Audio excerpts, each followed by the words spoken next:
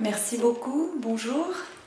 Donc vous l'avez entendu, j'ai le plaisir de revoir pour la deuxième fois de ma vie Bruno Pellegrino autrement qu'en photo. Il avait 18 ans la dernière fois. On était dans sa chambre, au-dessus de Morges, ou à Morges? À Polyépithète. À Polyépithète? Ah oui, à la campagne quelque part. À la campagne. Oui, voilà. Et puis, à l'époque, vous étiez un fanatique de Proust. Au lieu de lire uniquement du côté de chez Swann, je crois que vous aviez tout lu, toute la recherche. C'est ça. Et il avait été primé donc, pour son travail brillant sur Proust. Et j'avais écrit un médiocre article sur lui-même après notre rencontre. C'était vraiment déjà quelqu'un de très brillant à l'époque. Voilà, l'avenir a montré que vous aviez un potentiel extraordinaire, c'est déjà connu et reconnu. Bruno Pellegrino est aussi chercheur, comme les personnes qu'il a rencontrées et consultées et interviewées pour réaliser l'ouvrage qui se trouve sur cette table et que j'ai eu le plaisir de découvrir. Donc une démarche quand même un peu atypique pour lui, qui a l'habitude d'écrire des œuvres de fiction. Je parle sous votre contrôle, hein. Vous pouvez m'interrompre. Oui. C'est tout juste. Et donc c'est inhabituel dans le sens où ça devient de moins en moins inhabituel, mais c'était un travail de commande. Donc on lui a demandé, l'UNIL et la joie de lire lui ont demandé d'écrire une fiction documentaire sur la peur. Donc c'est une histoire qui se lit comme une histoire. Je ne sais pas si tout le monde ici l'a lu.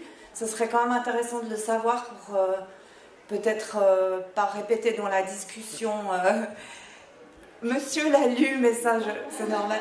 Et Madame von Plessen, qui était tout à l'heure ici, est une des scientifiques qui a été interviewée par Bruno Pellegrino pour cet ouvrage. Donc, bon, voilà, on va parler de ce livre. Bruno Pellegrino, qui est en ce moment en train de faire des recherches, de travailler sur l'édition critique des œuvres complètes de Gustave Roux. Et voilà, donc ce livre, double défi pour vous, c'était... Oui, c'était... franchement, c'est le texte le plus difficile que j'ai écrit de ma vie jusqu'ici. J'en sais rien pour la suite. Mais j'avais jamais écrit quelque chose d'aussi compliqué, à la fois parce que ça s'adressait à un public plus précis que d'habitude. Moi, d'habitude, j'écris des textes sans me dire c'est de la littérature jeunesse. Je me dis pas non plus c'est de la littérature vieillesse, mais j'écris des textes. Bon, et puis j'écris des choses qui m'intéressent, qui me parlent, qui me stimulent, etc. Mais là, il y avait dans la commande, il y avait un vrai enjeu qui était de s'adresser à une certaine classe d'âge, alors qui était assez large. Les 8-12 ans. Les 8-12 ans, moi à 8 ans j'étais vraiment un tout petit enfant.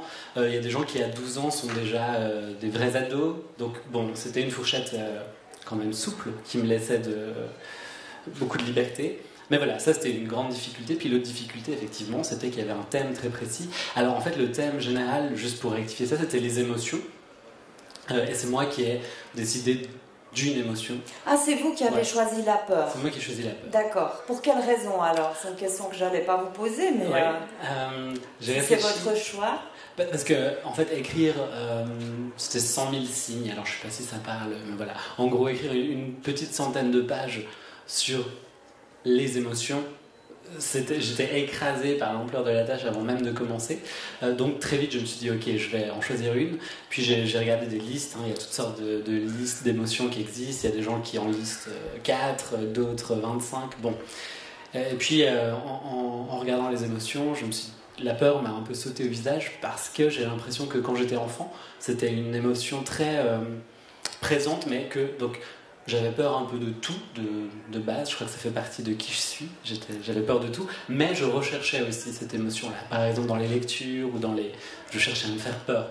Donc, je trouvais ça assez intéressant pour un livre qui s'adressait à un public jeune, de revenir à cette émotion que je connaissais bien en ayant moi-même 10 ans. Voilà. D'accord. Et ben, vous en avez 30. Ouais. Ça va mieux? Pas sûr. Non, mais je me faisais la réflexion parce que du coup, j'ai beaucoup creusé cette question-là. Et je me disais que finalement mes peurs d'enfance n'ont pas tellement évolué. Alors maintenant je suis peut-être un... Mais non, mais en fait franchement je crois que ça n'a pas beaucoup changé. Ça n'a pas empiré non plus, mais c'est une émotion qui est assez présente. Ouais. D'accord. Bah, comme vous le disiez tout à l'heure, parler de toutes les émotions, je pense que ça aurait été extrêmement superficiel. Enfin, j'imagine, hein, parce que là, en vous lisant, on a vraiment l'impression que la peur est une émotion, sans doute comme toutes les autres, mais très complexe. Vous avez quand même enquêté, on dira, autour de cette émotion. Il a travaillé un petit peu comme un détective, comme un chercheur qu'il est. Donc il est allé chercher des informations, aussi comme l'aurait fait peut-être un journaliste. J'aurais pu le faire, moi, ce livre, après tout. Hein. Absolument. Oui. Et voilà, donc il a rencontré des chercheurs dans différents domaines, à la fois littéraires, je crois une spécialiste de littérature anglaise qui connaît très bien les contes et leurs mécanismes. Il a interviewé une pédopsychiatre ici présente, Madame von Plessen. Il a interviewé un neurobiologiste, Monsieur Ronstop, qui était là tout à l'heure, qui est peut-être dans la salle maintenant. Il n'est pas là. Voilà. Enfin voilà, 6 spécialistes, y compris un spécialiste de science-fiction, Marc Atala, qui n'est pas présent non plus. Mais enfin voilà, donc on est vraiment dans un tableau très très large, interdisciplinaire. C'est passionnant parce qu'on a différents aspects dans votre livre de la peur. Qu'est-ce qu'elle provoque en nous du point de vue physiologique, d'où elle vient, comment elle se manifeste, comment on peut lutter contre la peur, etc. Enfin, c'est vraiment un travail de recherche. Alors, moi, ce que j'aimerais que vous nous disiez, vous expliquiez un peu aux gens ici présents, c'est qu'est-ce que vous avez appris sur la peur au cours de cette enquête. Est-ce que vous avez percé les mystères de la peur? Je vous prie de développer un petit peu. Non, j'ai pas percé le mystère de la peur. Non, en fait, ce qu'il faut peut-être juste dire, c'est que donc c'était un travail de commande pour une collection aux éditions de la Joie de Lire, donc à Genève, une collection qui s'appelle Les Mystères de la Connaissance, dont c'est le 2e titre. Le premier, Les Mystères de l'eau, est sorti l'an dernier pour la même manifestation, et traitait de l'eau. Et donc, l'idée d'aller rencontrer des spécialistes dans différentes facultés de l'UNIL vient de la collection, fait partie au fond du principe de base de cette collection. C'est pas moi qui ai tout à coup eu l'idée, mais effectivement, une fois que j'ai choisi mon thème de la peur, on a pu discuter avec l'équipe de l'université de qui aller voir, qui aurait des choses potentiellement intéressantes à me raconter sur la peur. Et en fait, je suis parti un peu de ce que je savais moi, ou de ce que, comme je le disais, un peu ces émotions d'enfance, mais qui existent toujours. Et puis, surtout, j'avais très fort en tête cette idée qu'il fallait que j'écrive un livre à la fin. C'est pas juste me renseigner pour le plaisir. Et donc, j'ai commencé par imaginer une histoire. J'ai un peu fait des recherches de manière absolument chaotique et informelle sur Google. Voilà, peur, qu'est-ce que c'est la peur, définition Wikipédia, bon. Et je suis tombé assez vite sur le cas de cette femme aux États-Unis dont on ne donne jamais le nom dans la presse, puisque cette SM, c'est ses initiales officielles, ne connaît pas la peur. Elle a cette pathologie dont j'ai affecté Lou, mon héroïne, à savoir que son amygdale, cette partie du cerveau qui communique au reste du corps l'alerte, en fait, qui donne l'alerte au corps, chez cette femme est, comment on appelle ça, tiens, le mot m'échappe. Bref, ouais, son amygdale ne fonctionne pas. Elle, voilà. Et du coup, c'était un cas assez spectaculaire, puisque tout le reste de ses émotions fonctionne. Elle peut être heureuse, elle peut être triste. Elle est d'ailleurs, sauf erreur, elle est mariée, elle a des enfants, elle a maintenant une 50aine d'années, donc elle mène une vie relativement standard. Sauf qu'elle n'a pas peur, ce qui l'a mise à plusieurs reprises dans des situations extrêmement dangereuses où elle aurait très bien pu mourir. On raconte, il y a notamment cette anecdote qui revient tout le temps dans les articles à son sujet. D'un soir, elle vit dans une grande ville américaine, on ne dit pas laquelle, et un soir, pour rentrer chez elle, c'était plus court de couper par le parc. Et en fait, elle s'est retrouvée avec un couteau sous la gorge, voilà, un type qui voulait l'agresser. Sauf que comme elle n'a pas peur, elle n'était pas très impressionnée et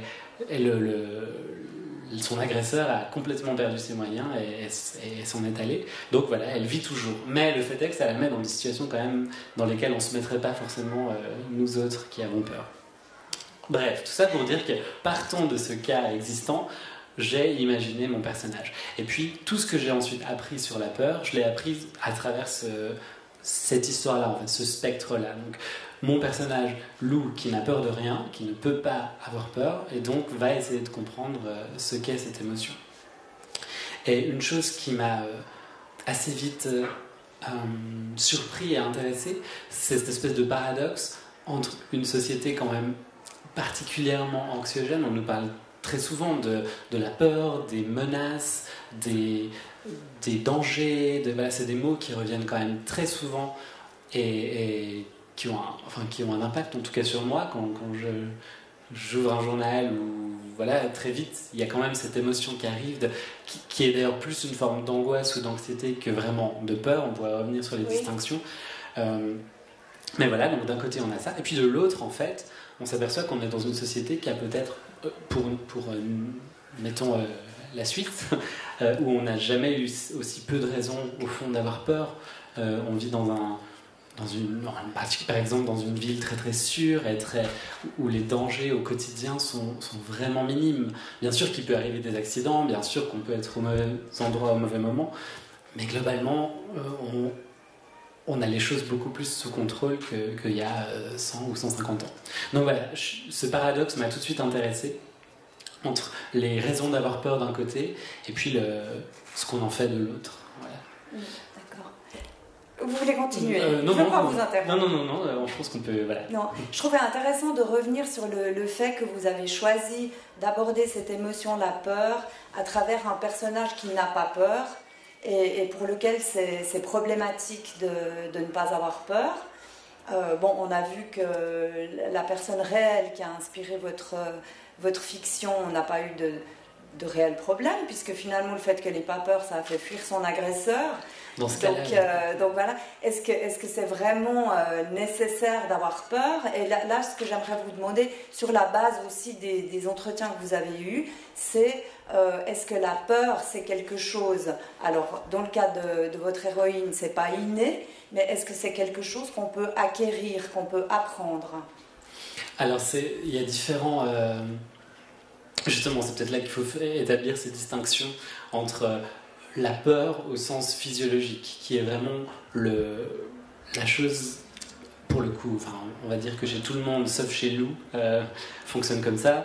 Donc il y a quelque chose dans l'espace, mettons un lion, voilà, qui rentre dans la pièce. Un quoi? Un lion. Un lion.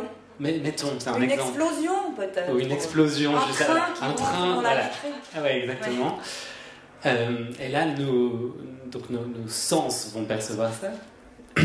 Notre cerveau va recevoir l'information. Et puis justement, l'amygdale, qui est une partie du cerveau en deux, ces deux petites parties en forme d'amande, d'où le nom d'amygdale, qui reçoit l'information et envoie directement au système nerveux l'information qu'il faut faire quelque chose.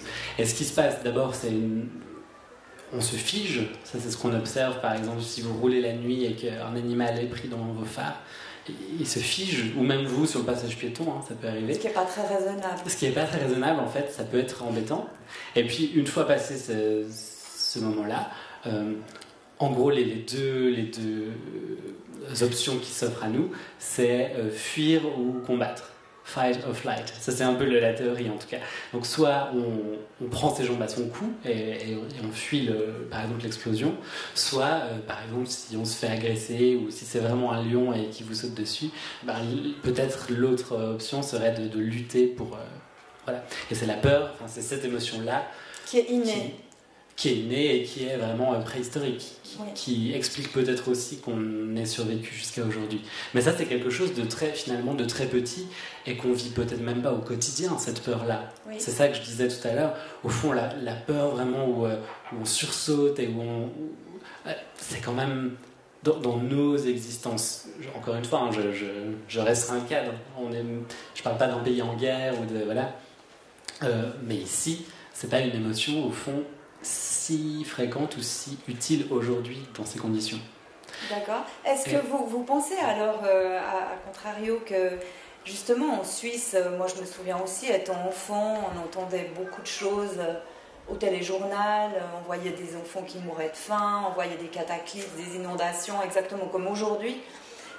Peut-être que c'était moins amplifié puisqu'il n'y avait pas les réseaux sociaux et les médias électroniques, certes, mais quand même, on était quand même confrontés à ça et on se sentait en tant que Suisse à l'abri, privilégié, etc. On se sent, me semble-t-il, un peu moins à l'abri maintenant en Suisse, dans le sens où il y a la fonte des glaciers, il y a des catastrophes naturelles beaucoup plus fréquentes. En Suisse, me semble-t-il, hein, encore une fois. Je ne sais même plus où je voulais en venir en vous disant ça.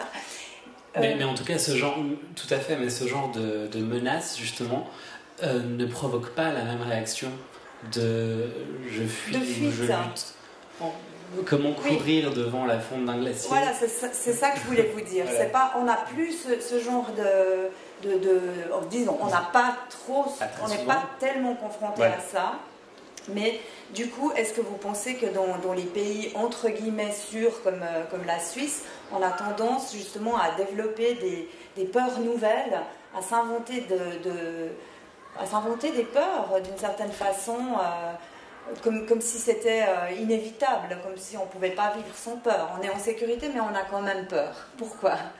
Oui, alors ça, c'est vrai que je n'ai pas de réponse, mais c'est quelque chose qu'on observe quand même très fort. C'est que finalement, plus la sécurité et le bien-être augmentent, plus d'autres peurs se font jour. On a peur d'être envahi, on a peur d'être...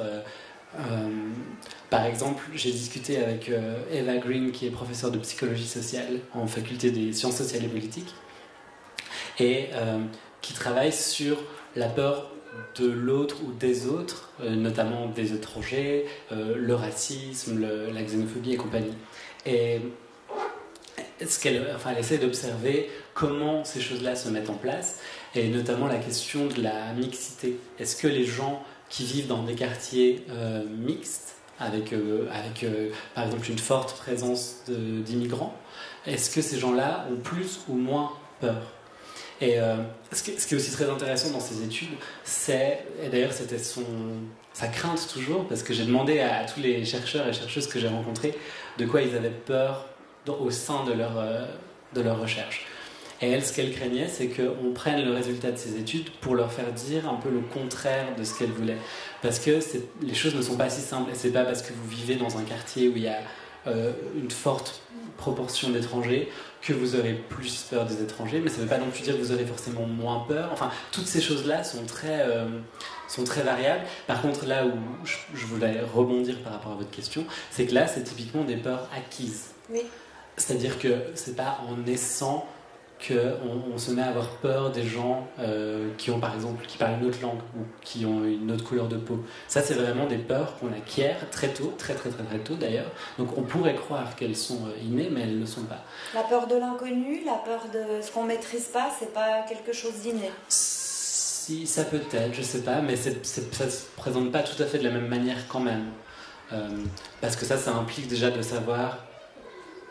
Cette peur de l'étranger, ça implique aussi de savoir qui on est nous pour savoir qui est étranger. Et donc c'est vraiment quelque chose qui se construit pendant l'enfance et au cours de la vie, et d'ailleurs qui peut changer. Les gens peuvent être éduqués sur cette question-là. C'est pas fatal. D'accord. Là, on parlait tout à l'heure, j'ai entendu la fin de la discussion aussi du rôle des parents, par exemple, dans l'éducation des enfants. Le rôle d'un parent, c'est de protéger son enfant contre les dangers.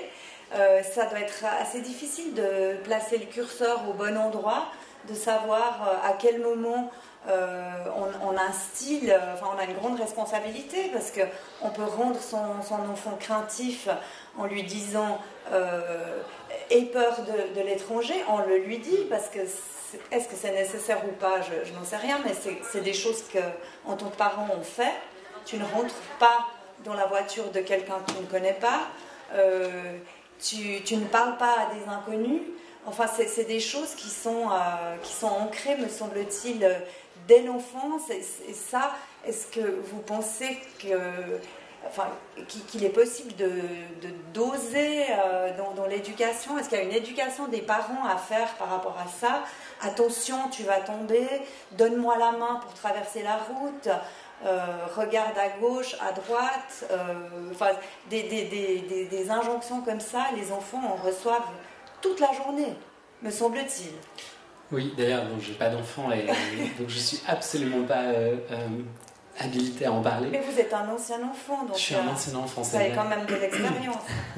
Non, mais je vois les gens autour de moi qui ont des enfants. Ce qui est aussi intéressant, c'est les théories qui se contredisent tout le temps. Donc certaines personnes qui disent que justement il faut pas comme ça transmettre ses angoisses à son enfant. Et donc s'il court sur le trottoir, il faut se retenir de dire attention à la route. Voilà, et puis de l'autre côté, il faut non, mais en fait, fais quand même attention à la route parce que si tu tombes, voilà. Et donc voilà, mais en fait, là, je suis vraiment pas du tout apte à répondre à cette question parce que j'en sais rien. En fait, je sais pas du tout, je saurais pas quoi faire d'un enfant. C'est assez compliqué, j'ai l'impression. Surtout, quand même, une chose par rapport à la peur, c'est d'ailleurs ce que j'essaie de montrer avec Lou, c'est que comme elle a peur de rien, elle se met dans des situations effectivement très dangereuses. Puisque donc la première scène du livre, elle se jette sur les voies du train, pas pour se tuer, mais pour sauver une peluche. Et effectivement, si on ne se rend pas compte du danger, parce qu'on n'a pas cette peur instinctive en voyant le train arriver, on peut se mettre dans des situations quand même très problématiques. Donc oui, c'est nécessaire d'avoir cette conscience du danger, mais c'est plutôt ça, en fait, je le formulerai comme ça, il est nécessaire d'avoir conscience du danger, plus qu'il est nécessaire d'avoir peur, même si les deux choses sont liées. D'accord. On passe donc beaucoup de temps à enseigner la peur. On passe aussi beaucoup de temps à rassurer nos enfants, à se rassurer soi-même. On peut peut-être dériver un petit peu du côté, vous le disiez, psychosocial aussi, sur la peur qui est utilisée comme un instrument de contrôle, de domination. On n'est pas dans la théorie du complot, mais vous parliez des journaux, de toutes ces informations anxiogènes qui sont véhiculées, répétées, des images qui sont projetées. On ne parle pas des trains qui arrivent à l'heure, on le sait très bien, c'est pas demain que ça va se produire. Mais il y avait aussi, à l'époque, comme la peur a toujours été un instrument de domination par l'Église, par exemple. Comment est-ce qu'on peut se protéger là contre? Faut-il se protéger là contre? Moi, j'ai le sentiment que dans votre livre, justement, le remède, entre guillemets, c'est premièrement l'information, la prise de conscience, et puis la réflexion. La peur qu'il y a quelque chose d'irrationnel, on ne se rend pas compte à quel point on a peur et d'où ça vient, etc. Donc j'ai l'impression que votre livre est aussi une invitation pour les parents qui liraient ce livre avec leurs enfants d'y réfléchir, et puis peut-être de garder des peurs utiles et de se débarrasser de celles qui ne le sont pas. C'est ça. En fait, et je pense que c'est valable pour la plupart des émotions que j'ai un peu effleurées en faisant ces recherches. Il n'y a pas de pour ou contre la peur. Il n'est pas question d'en guérir ou de s'en débarrasser. C'est pas la question. C'est pas très intéressant de penser en ces termes. Par contre, effectivement, de réfléchir à qu'est-ce que c'est, comment ça fonctionne, à quoi ça sert, vu qu'il y a une utilité quand même, mais aussi qu'est-ce que ça peut lui pousser à faire de mal. Et ça, clairement, en me disant que je m'adressais à un public jeune, il y avait cette idée-là de rappeler qu'en fait on a un devoir d'esprit critique et de réflexion et de se renseigner, et c'est valable pour un tas de choses. En l'occurrence, pour ces questions par exemple, dans la presse, le tout, c'est pas juste de recevoir l'information et ensuite d'angoisser dans son lit en se disant mon Dieu, c'est voilà, le réchauffement climatique, les catastrophes naturelles, les réfugiés climatiques. Voilà. En fait, ça c'est juste on empile des angoisses et on finit par être complètement sidéré. C'est Marc Atala qui me parlait de ça, de cette sidération face à toutes ces catastrophes qui nous laissent. On parle même plus de peur là. C'est même plus ça l'émotion. Ça devient soit on est complètement anesthésié, soit on devient fataliste. Oh, de toute façon, foutu pour foutu, je vais me resservir un steak et prendre l'avion pour Barcelone. Enfin voilà, ça crée plutôt ce genre de réaction plutôt qu'une peur vraiment qui pourrait être utile. Et où j'allais avec ça? Peut-être on pourrait rebondir sur le fait que vous le dites dans votre livre, la peur est un moteur. Et dans le cas précis, par exemple l'urgence climatique, ça peut être un moteur justement, non pas pour continuer à faire n'importe quoi parce que c'est foutu, mais pour agir. C'est ça, exactement. Je sais pas si ces jeunes qu'on voit dans la rue, là, encore vendredi, ils étaient un peu moins nombreux en période d'examen, mais il y a quand même, là, on sent le moteur qui est en marche et qui fonctionne. Absolument, et ça c'est plutôt encourageant. Beaucoup plus encourageant que l'autre option qui serait de se figer dans les phares et de rien faire en attendant que la voiture nous percute.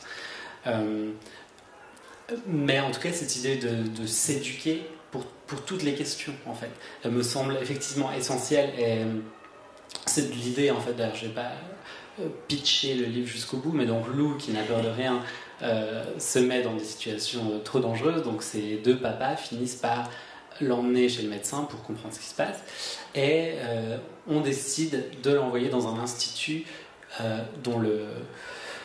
institut qui accueille des enfants qui ont peur, pour le coup des enfants qui connaissent la peur, qui la connaissent trop bien.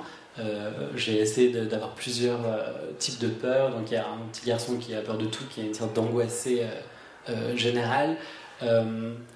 La question des phobies aussi, un autre enfant qui est phobique, parce que c'est une autre forme de peur qui est, là encore, il faut vraiment établir des distinctions. Et donc cet institut est là pour aider les enfants à gérer ces peurs, leurs peurs. Et donc Lou se rend dans cet institut, et la question effectivement c'est un peu, est-ce qu'elle peut apprendre à avoir peur, ou en tout cas apprendre à connaître cette émotion sans forcément la ressentir, mais la voir chez les autres, comprendre comment elle fonctionne, à quoi elle sert, etc., à quoi elle ne sert pas. Et cette idée-là, en tout cas, de vraiment, comment dire, de ne pas rester dans l'ignorance et dans la sidération face à toutes ces catastrophes, ça me semble effectivement essentiel. Et l'un des moyens de faire ça, c'est les histoires. Ça, c'est aussi donc cette chercheuse que j'ai rencontrée, Martine Hénard-Dutel, qui est professeure de littérature anglaise ici, et qui travaille beaucoup sur les contes. Et en fait, quand on lit les contes, c'est pas des histoires rassurantes, souvent. Surtout alors il y a les contes un peu édulcorés à la Disney, mais si on revient aux contes tels qu'ils sont, tels qu'on imagine qu'ils ont été, comment on dit, racontés, puisque c'est une tradition orale. Hein. Voilà, donc, c'est pas des histoires rassurantes, c'est des histoires de viol, d'inceste, de cannibalisme, c'est vraiment des histoires avec des thèmes très très sombres, voilà. Donc c'est pas du tout l'idée de faire croire que le monde est un endroit doux et harmonieux, mais à travers ces histoires-là, justement en ne fuyant pas devant ces thèmes, mais en les affrontant, en l'occurrence par la fiction, on peut peut-être en faire quelque chose. C'est en tout cas l'idée qu'il y a là derrière. En faire quelque chose, ça veut dire avoir moins peur? Ou en tout cas savoir de quoi on a peur, voilà, se connaître. Mais oui, il y a quand même cette idée aussi de prévenir dans les contes, qui peut d'ailleurs aller dans des sens pas très souhaitables. Hein. Par exemple, vous êtes une jeune femme, alors attention, ne fais pas ça, comme ça on est bien sûr que les femmes ne font... donc, les contes ne sont pas le remède universel, hein, je ne dis pas du tout ça. Mais voilà, il y a en tout cas cette idée que les histoires peuvent aider à prévenir et surtout à s'informer. Oui, alors il y a cette fonction, il y a la fonction effectivement de se confronter, donc de pouvoir vivre tranquillement dans son lit avec un livre, une situation qui fait très peur, et puis sans rien risquer. Donc ça, c'est peut-être quelque chose qui peut être potentiellement rassurant quand même, le fait de se confronter à ses peurs dans un contexte où on ne risque rien. Mais il y a aussi une recherche effrénée de l'être humain de se faire peur. Il y a un réel plaisir, à avoir peur, à frissonner. Il y a une collection pour enfants qui s'appelle Chair de poule. C'est le même mécanisme. On se fait peur pour avoir moins peur, ou est-ce que vraiment on aime avoir peur? Je crois qu'on aime avoir peur sous contrôle, justement. Ça, c'est quelque chose, effectivement, jouer à se faire peur, on voit ça partout, tout le temps, et même chez les adultes. Les films d'horreur le prouvent assez, c'est pas des films pour enfants, et pourtant, personne ne vous force à les regarder, et il y a plein de gens qui regardent ça. Donc il y a vraiment quelque chose dans cette émotion-là, mais ça marche, c'est aussi intéressant, c'est qu'en fait ce qu'on dit sur la peur vaut souvent pour d'autres émotions. Par exemple, on n'aime pas être triste en général pour une cause réelle. En revanche, on adore écouter des chansons déchirantes ou regarder Titanic pour la 50e fois, et on croit toujours donc ressentir des émotions en toute sécurité. Exactement, voilà. Ouais. Et puis en ayant une forme de... Ça leur donne une forme en fait à ces émotions. Elles ne sont pas juste, en particulier, c'est un peu la catharsis en fait. Quand ça arrive à d'autres gens, c'est le cas des films d'horreur, c'est le cas. Voilà, ça m'arrive pas à moi, ça arrive à quelqu'un d'autre. Alors j'ai peur par empathie, j'ai peur, mais en fait c'est quand même pas à moi que ça arrive. Oui. Il y a aussi, vous êtes entretenu, je ne sais pas si c'était longuement ou pas, avec Marc Atala, spécialiste de science-fiction. Ça apparaît peu dans le livre, mais bon, comme vous le lirez, on peut parler de choses un peu annexes. La science-fiction, justement, avec les dystopies, avec tout ce... C'est un peu ce monde d'aujourd'hui qui est là, et puis qui pourrait aboutir à ceci ou à cela si on continuait à développer telle ou telle technologie, depuis Dr. Frankenstein jusqu'à Black Mirror. C'est un peu ça qu'on interroge aussi, en se faisant peur, en allant jusqu'au bout. Il y a une fonction aussi préventive de la peur. Là, on nous montre des choses qui font peur pour pas qu'on aille jusque-là, pour prévenir les dérives possibles. Exactement, là il y a cette dimension critique dont je parlais tout à l'heure aussi, qui est le rôle, peut-être, enfin l'un des rôles en tout cas de la fiction, et encore plus de la science-fiction, effectivement, c'est aussi 1984, enfin ce genre d'histoire où on pousse le curseur très loin pour voir ce que ça donnerait, et voir qu'en général ça donne des choses assez peu souhaitables. Et oui, exactement, on prévient, on instruit, on questionne. En fait, la science-fiction parle toujours d'aujourd'hui. Du monde d'aujourd'hui. Toujours. Oui. Black Mirror, c'est un très bon exemple. On est dans un vraiment léger futur. Alors en plus, eux, ils jouent là-dessus. C'est qu'on n'est pas du tout dans une science-fiction. Je ne sais pas si vous avez vu cette série, en fait, on en parle. C'est une super série britannique où on n'est pas du tout dans la science-fiction alien et autres places. C'est pas Star Wars, quoi. Ouais. C'est une très très légère avancée, comme ça on ne sait pas en quelle année on est, mais voilà, on sent qu'il y a, en fait, il y a en général une innovation technologique que nous on n'a pas encore ou qu'on n'a pas poussée jusque là. Oui, par exemple le fait de pouvoir noter des citoyens. Voilà. Et puis de leur donner accès à certaines choses en fonction de leur performance. Donc ils sont notés par d'autres. Voilà. Et ça c'est déjà le cas. Les likes, exactement. C'est déjà le cas. Et puis, c'est en Chine, je crois, qu'ils viennent d'introduire ça, enfin, une espèce de carte à points pour citoyens. Si vous obtenez tant de points, vous aurez droit à telle prestation. Enfin, c'est des choses qui existent déjà réellement, qui font très peur. Ah, ça c'est terrifiant, mais pareil. Là, mon amygdale n'est pas en train de me dire casse-toi. Non. C'est ça qui est intéressant. Donc, c'est cette peur-là qui n'est pas, au fond, très palpable, et qui est beaucoup plus diffuse, et c'est plutôt de cette peur-là qu'on parle quand on dit qu'on vit dans une société anxiogène.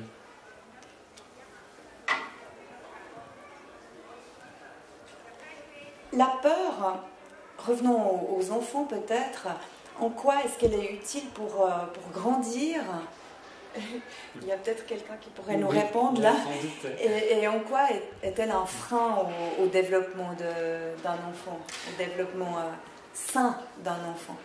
Ce qui était intéressant quand j'ai rencontré Madame von Plessen, donc pédopsychiatre, c'était justement cette question des distinctions qui sont vraiment très importantes entre des angoisses qui en fait sont en général sans objet ou sans objet clair. On peut dire irrationnel? Je ne sais pas si j'irais jusque-là, parce que parfois elles sont rationnelles, enfin parfois elles sont fondées, mais en général on manque d'objets. On est angoissé, puis c'est un état physique qui n'est pas provoqué par quelque chose de très clair. Et ça n'a rien à voir avec par exemple les TOC ou les phobies, où là on est dans quelque chose de très clair. Je vois une araignée et ça déclenche quelque chose chez moi, pour le coup d'irrationnel, alors, voilà, et de très très fort, voilà. Et en fait on est obligé de distinguer, et là je schématise très très grossièrement évidemment, tout ça est beaucoup plus nuancé, et il y a un certain nombre par exemple les TOC, on en parlait, peuvent être traités. On peut des TOC, donc qui sont des troubles obsessionnels compulsifs qui sont là pour rassurer une personne angoissée. Là, il y a l'idée cette idée de voilà, si je ne tourne pas la clé 10 fois dans la porte, il va arriver quelque chose, il va arriver un malheur. C'est pas très clair non plus en général, mais voilà. Et donc ça, par exemple, c'est quelque chose qui est plutôt un frein. On voit bien que les personnes qui ont ce genre de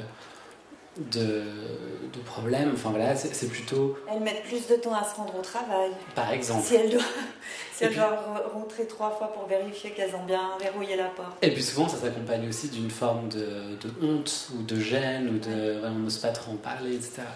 Donc ça, c'est quelque chose, effectivement. Et puis les angoisses généralisées, pareil, c'est pas quelque chose qui, a priori, a une grande aide pour se développer et vivre une vie sereine et pleine. Maintenant, je pense qu'il y a d'autres peurs avec lesquelles on peut très bien vivre et qui sont d'ailleurs très très répandues. Avoir peur de descendre à la cave parce que la minuterie s'éteint sans prévenir, et puis il y a le monsieur au fond de la cave, on sait qu'il est là-bas, voilà, on l'a jamais vu mais on sait qu'il est là. Peut-être que cette peur-là n'est pas un frein, et par exemple c'est une peur aussi qui peut être... surmonter cette peur peut aussi faire partie de la croissance, de l'évolution, du développement. Voilà. Ah, vous parliez de surmonter la peur, ça me fait penser qu'il me semble que dans toute société, il y a, dans le processus de devenir adulte, il y a l'idée de surmonter sa peur aussi, non? Absolument. Ouais. Il y a parfois des rituels, oui, ce genre de choses. Et c'est ça aussi qui est intéressant avec la peur, c'est que c'est une émotion vraiment socle, comme ça, qu'on retrouve chez d'ailleurs les autres animaux que nous, sous différentes formes, avec différents effets, etc. Mais la peur est quand même présente un peu partout. Et d'ailleurs, c'est Ron Stopp, je crois, qui me disait que la peur était une émotion assez étudiée parce que c'est plus simple de l'observer sur un rat de laboratoire que la joie, par exemple. Ce qui est quand même, en fait, un peu terrifiant à dire comme ça, mais c'est intéressant. Du coup, on peut l'observer en labo, etc., et en faire quelque chose. Justement, ce professeur, par rapport aux différents... On n'est pas égaux devant la peur, hein, chacun... Mais on a le sentiment aussi qu'il y a une espèce de chimie personnelle. Alors il y a l'amygdale de Lou là, qui fonctionne pas et qui fait qu'elle n'a pas peur, mais il y a aussi des gens qui ont une chimie, qui ont besoin d'aide médicamenteuse peut-être pour calmer leur anxiété. Oui, ça c'est comme pour tout le reste. Alors qu'on n'a pas besoin de calmer la joie, enfin pas à ma connaissance. Ouais, c'est vrai. Peut-être que si, mais... C'est vrai. Ouais. Mais là aussi, ou même le dégoût, enfin il y a plein d'émotions qu'on n'a pas besoin de traiter. Il me semble que la peur c'est une émotion... Parce qu'elle peut être très handicapante. Peut être très handicapante. Mais là, encore une fois, on parle plutôt d'angoisse en fait. Oui. En général, c'est plutôt les angoisses que la peur elle-même, qui pour le coup peut être aussi liée à des traumatismes. Et là, c'est encore autre chose. Là, on ne parle pas d'une phobie des araignées ou d'une peur d'aller à la cave, mais s'il y a eu un traumatisme, là, la situation revient et régénère de la peur, et là effectivement c'est encore autre chose. Quelles sont vous les émotions alors de peur que vous avez réussi à apprivoiser? Par exemple, le trac. Ah oui. Est-ce que vous aviez, je ne sais pas, il y a 10 ans, peur de vous exprimer en public et puis là vous êtes parfaitement à l'aise? J'ai l'air parfaitement. Si, non, ça c'est quelque chose typiquement. Je pense que l'habitude fait que. Je pense que notre première interview, ma première interview quand j'avais 18 ans, j'avais plus peur qu'aujourd'hui. Je pense qu'effectivement, là c'est aussi des choses où c'est des sites. Là pour le coup, c'est l'inconnu. C'est-à-dire que tant que c'est inconnu, ça fait peur, puis ça devient de moins en moins inconnu plus on le fait. Donc voilà. Mais il y a d'autres peurs, par exemple, mais c'est vraiment très ridicule et j'ai honte, donc je vais en parler. Allez-y. C'est thérapeutique. Mais ce truc, par exemple, d'une personne sous le lit, ça c'est vraiment très, ça vous a pas très quitté, enfantin et ça m'a assez ça peu c'est à quitté. cause de votre imagination, je pense.